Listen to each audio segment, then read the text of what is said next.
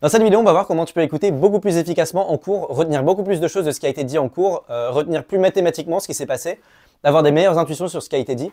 Donc le premier point, c'est d'être vraiment un requin. De à chaque fois de poser la question, ok, est-ce que je comprends ce qui se passe là? Est-ce que je serais capable de refaire la preuve? Est-ce que je comprends pourquoi les choses ont été énoncées dans cet ordre-là?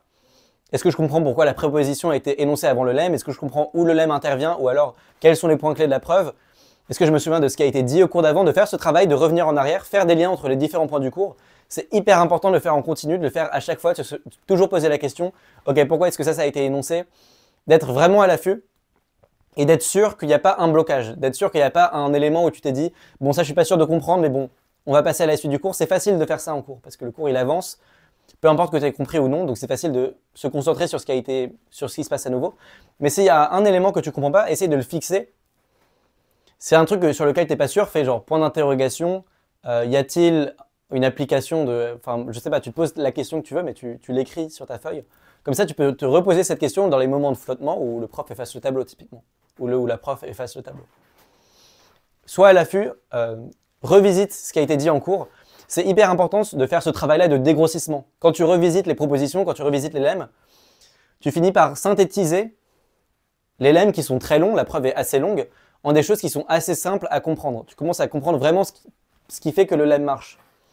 Tu vois, il y a plusieurs étapes de compréhension dans un énoncé mathématique. La première étape, c'est tu lis la preuve.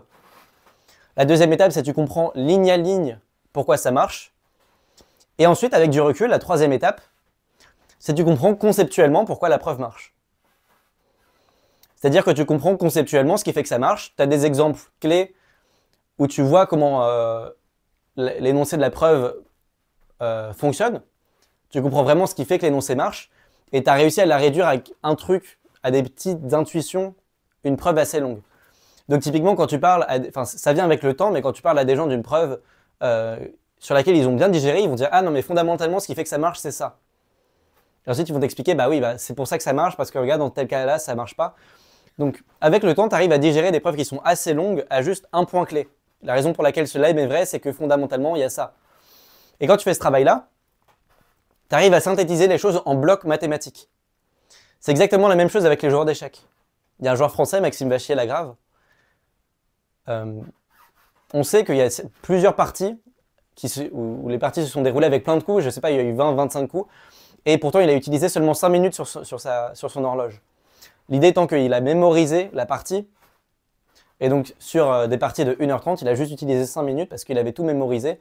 Il connaissait la ligne jusqu'au bout. Et c'est quelque chose qui a beaucoup intrigué les chercheurs en neurosciences. Et donc, ils ont étudié le cerveau de gens qui étaient très très bons aux échecs pour savoir comment ils arrivaient à mémoriser des parties aussi loin, comment ils arrivaient à mémoriser des lignes jusqu'à 10 coups, jusqu'à 15 coups. Et le point, c'est qu'ils ne sont pas meilleurs en mémorisation que toi et moi. Ils n'ont pas une meilleure mémoire que toi et moi. Par contre, ils arrivent à plus facilement synthétiser les parties d'échecs. C'est-à-dire que on a fait l'étude, on a mis un échiquier complètement au hasard, on a mis chacune des pièces au hasard. Et on leur a demandé de mémoriser l'échiquier, et là, ils n'étaient pas bien meilleurs que toi et moi. Donc on a mis les pièces au hasard, c'était des positions qui n'arrivent pas dans la vraie vie. Je ne sais pas, il y avait 3 rois sur l'échiquier, donc c'est pas possible. On avait mis des positions aléatoires, on leur a dit, bon, bah, vous avez 10 secondes pour mémoriser ça, on avait enlevé la position.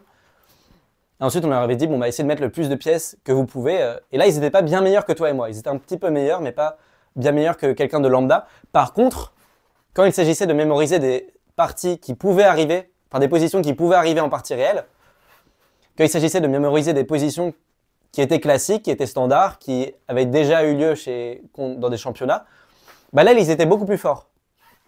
Là, ils étaient vraiment incroyablement plus forts que toi et moi. C'est-à-dire qu'avec juste quelques secondes, là où nous, on pouvait juste restituer 5 ou 6 pièces, eux, ils arrivaient à restituer la quasi-intégralité de l'échiquier.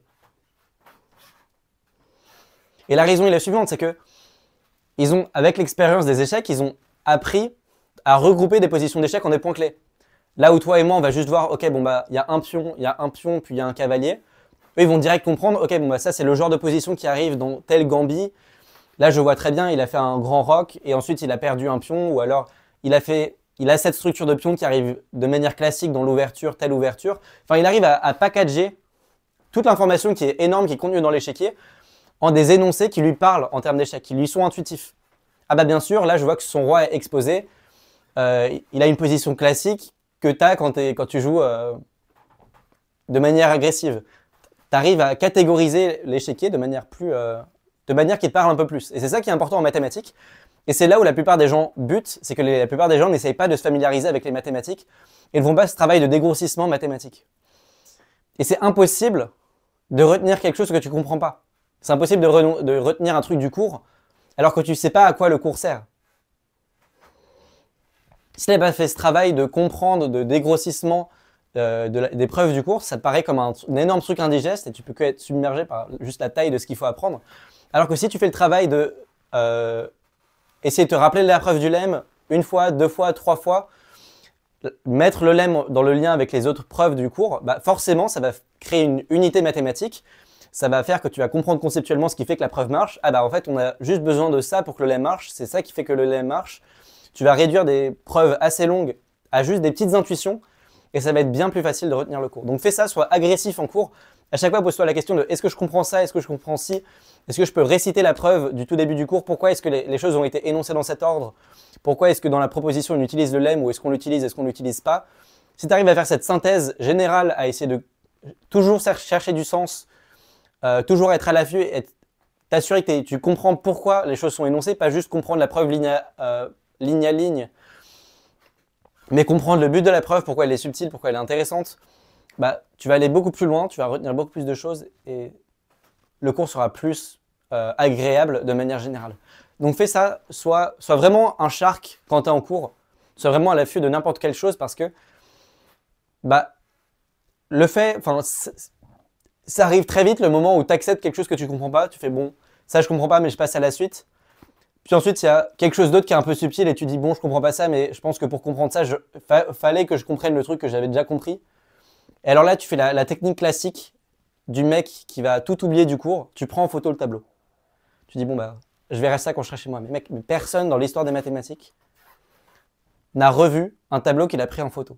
C'est le plus grand mythe de l'éducation mathématique. Ça marche pas. J'en profite pendant que je suis sur le sujet pour parler des autres astuces qui ont l'air de marcher en mathématiques mais qui ne marchent pas.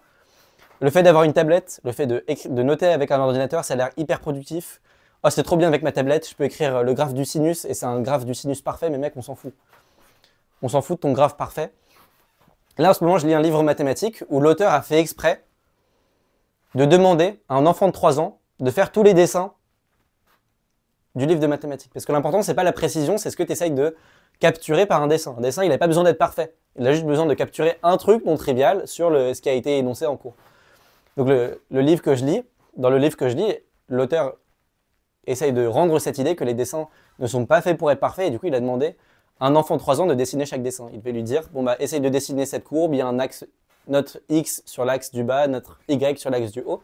Et en fait, j'ai mis très longtemps à comprendre que c'était le cas dans ce livre parce que pour moi c'était comme ça c'était ce à quoi un dessin devait ressembler, pas quelque chose de propre, mais juste quelque chose d'un peu grotesque, mais qui nous donne au moins une idée non triviale de ce qui se passe dans la situation. Donc t'as pas besoin d'avoir une tablette, t'as pas besoin d'avoir un ordinateur, ça a l'air productif. À l'ENS, je vois des gens qui tapent en LaTeX sur leur ordinateur, mais c'est tellement un truc de clown. Je sais pas comment c'est possible qu'ils soient arrivés à l'ENS en tapant des choses en LaTeX en live sur le cours. Genre, ils essayent de... LaTeX, c'est un langage qu'on utilise pour taper des mathématiques. Et pendant que le prof parle, ils essayent de taper tout ce que le prof dit à l'écrit, enfin, sur leur ordinateur. Bref, tout ça pour dire les nouvelles technologies, ça a l'air d'être productif, mais c'est hyper trompeur, j'ai jamais eu besoin d'un ordinateur. En effet, tu auras besoin d'un ordinateur pour quelques points clés en prépa.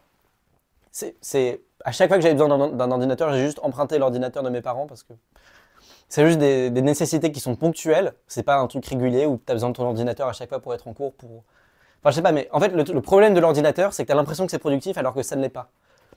Je sais pas, tu es en train de réfléchir à un exo et tu dis « Oh parfait, je suis sur mon ordinateur, je vais pouvoir regarder la preuve en ligne. » Ou alors « Ah, j'ai oublié cette notion, parfait, je vais pouvoir googler cette notion en ligne. » Mais c'est un travail qui est important de faire en mathématiques, le travail de retrouver par toi-même les définitions, les preuves, parce que c'est là où tu te familiarises un peu avec les énoncés, c'est là où tu trouves des moyens un peu mnémotechniques, un peu à l'image du joueur d'échecs qui va réduire une position sur l'échiquier à quelques points clés. C'est là où tu arrives à te familiariser avec les objets. Donc si à chaque fois, ton réflexe est de taper définition sur Google, définition de fonction dérivable, bah tu vas pas t'en sortir. L'ordinateur, ça a l'air productif, mais ça marche pas du tout. Donc, n'utilise pas ton ordinateur. Moi, j'en ai juste eu besoin pour 3 moments, je crois, en prépa. J'en ai eu besoin pour l'inscription au concours. Tu as besoin de ton ordinateur. J'en ai eu besoin pour mon TIPE. Mon TIPE, j'avais des slides à préparer. Donc, j'ai emprunté l'ordinateur de mes parents, j'ai écrit les slides, c'était très rapide. Enfin, je savais ce que j'allais dire sur les slides avant de les écrire, donc ça simplifiait la chose. Ça a juste pris quelques heures et j'ai tapé les slides. Et pour t'entraîner en informatique. Donc là, 2-3 fois, j'ai emprunté l'ordinateur de mes parents pour être sûr que j'avais pas d'erreur de syntaxe dans le langage informatique que j'utilisais pour les épreuves d'informatique. Mais c'est très ponctuel, tu n'en as pas besoin en continu. Enfin, vraiment, la meilleure chose que tu puisses faire pour ta réussite en prépa, c'est de revendre ton ordinateur ou de ne pas en acheter. C'est de très très loin un des trucs qui fera que tu seras le moins distrait, que tu seras plus concentré et que tu prendras plus de plaisir dans les maths. Parce que les maths, c'est pas chercher un tas de définitions ou chercher ou chercher des solutions à des exos que tu n'arrives pas à trouver. C'est justement le fait de chercher des exos même si tu les trouves pas. C'est ça les mathématiques.